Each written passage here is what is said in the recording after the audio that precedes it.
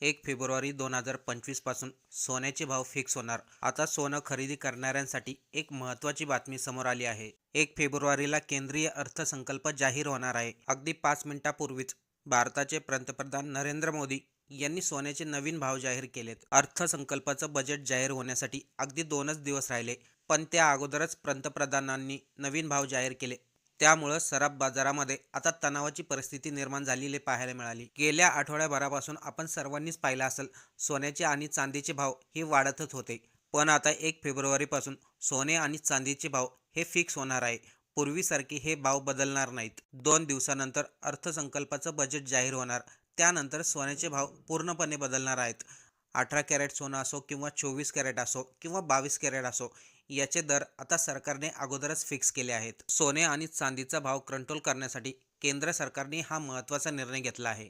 त्यामुळे आता सोन्याचे भाव घोड्यासारखे धावणार नाहीत. अर्थसंकल्पाचं बजेट तर 1 तारखेलाच जाहीर होणार, पण मोदी सरकारने आजच निर्णय घेतलाय. ही बातमी जशी सराफ बाजारामध्ये धडकली, लगेचच सोन्याच्या भावामध्ये बदल झाले. अचानकच सकाळपासून सोन्याच्या दुकानामध्ये लोकांची गर्दी वाढू लागली. मग मुंबई असो किंवा पुणे असो, नागपूर असो, कोल्हापूर असो, छत्रपती संभाजीनगर असो, सर्व ठिकाणी सोन्याच्या दुकानामध्ये गर्दी पाहायला मिळाली. कारण की सोन्याचा गेमच उलटा फिरलाय. सोने खरेदी करणाऱ्या ग्राहकांसाठी सरकारने एक अधिकृत माहिती जाहीर केली. आज दुपारी 12 वाजल्यापासूनच सोने चांदीचे नवीन दर जाहीर करण्यात आलेत. नवीन भाव जाहीर होताच मार्केटमध्ये मोठी खळबळ उडाली. गेल्या आठवड्याभरामध्ये सोन्या आणि चांदीच्या किमती एकदम झपाट्याने वाढत होत्या. ते भाव पाहून असे वाटत होते, सोनं 2 लाखाचा आकडा पार करतं की काय. पण काल केंद्र सरकारची एक बैठक पार पडली आणि त्याच्यामध्ये अतिशय महत्त्वाचा निर्णय घेण्यात आला. त्यामुळं सोने चांदीचे भाव आता फिक्स झालेत. आता सोने चांदीचे भाव बदलणार नाही, ते भाव कायमचे फिक्स होणार. जर सोन्याचे भाव किंवा चांदीचे भाव बदलायचे असेल तर ते आता कोणालाही शक्य होणार नाही. केंद्र सरकारने म्हणजे मोदी सरकारने इतिहासामध्ये हा महत्त्वाचा निर्णय घेतलाय. आपण काल किंवा आज सकाळी जे काही सोन्याचे भाव पाहिले होते, ते भाव आता राहिले नाही. सोन्याच्या भावामध्ये मोठे बदल झालेत. स्वतः केंद्र सरकारने जाहीर केलेले तेच भाव आता इथून पुढे फिक्स राहणार आहे. मोदी सरकारने घेतलेल्या या निर्णयानंतर 22 कॅरेट सोनं कितीला विकलं जाते, चांदी किती रुपयांनी विकली जाते, याबद्दल सर्व सविस्तर माहिती तुम्हाला देणार आहे. मोदी सरकारने सोने आणि चांदीच्या बाजारामध्ये अगदी 5 मिनिटापूर्वीच घेतलेला निर्णय अनेक लोकांना माहिती नाही. हा निर्णय अनेक लोकांनी लपवण्याचा प्रयत्न केला.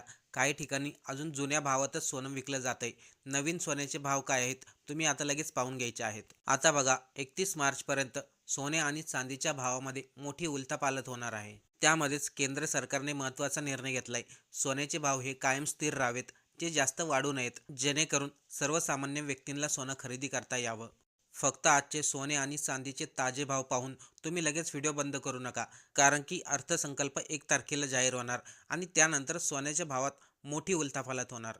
सर्वात अगोदर आपण हे पाहणार आहोत, आज 24 कॅरेट, 22 कॅरेट किंवा 18 कॅरेट यांचे काय भाव आहेत. मार्च एंडिंग अगदी 2 महिन्यावरती आलाय.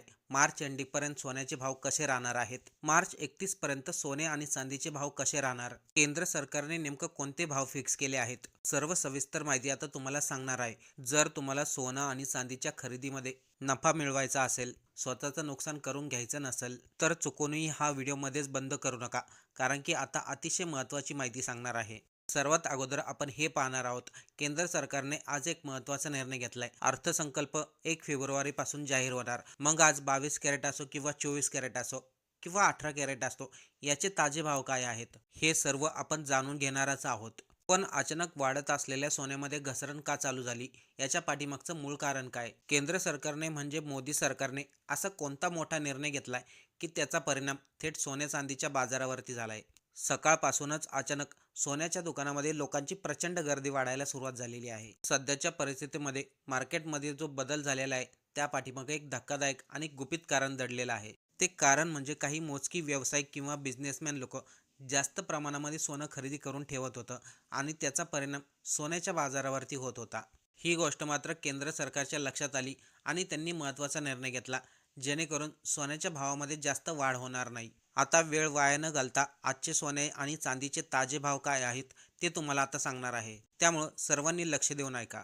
आज जाहीर झालेल्या अधिकृत दरानुसार 18 कॅरेट प्रति ग्रॅम सोन्याचे दर 13,568 रुपये इतके निश्चित करण्यात आले. याचा अर्थ एक तोळा 18 कॅरेटचं सोनं सुमारे 1,35,000 रुपयांना उपलब्ध होणार आहे. जर आजच्या तारखेला 24 कॅरेट शुद्ध सोन्याचे दर पाहिले तर 17,700 रुपये इतका प्रतिग्रॅम आहे. म्हणजेच आपल्याला 24 कॅरेटमध्ये जर 1 तोळा सोनं खरेदी करायचं असेल तर 1,77,000 रुपये इतके लागतील.